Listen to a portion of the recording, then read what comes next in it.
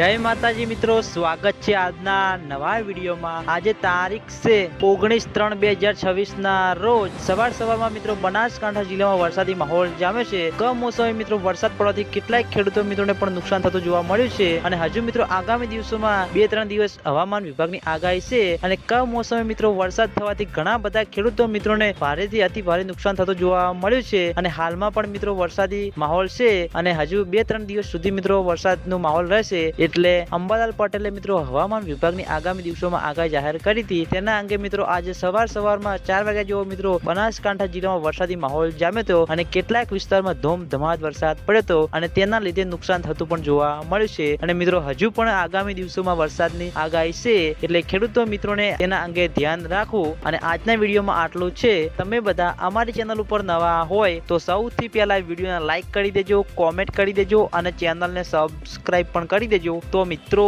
જય માતાજી।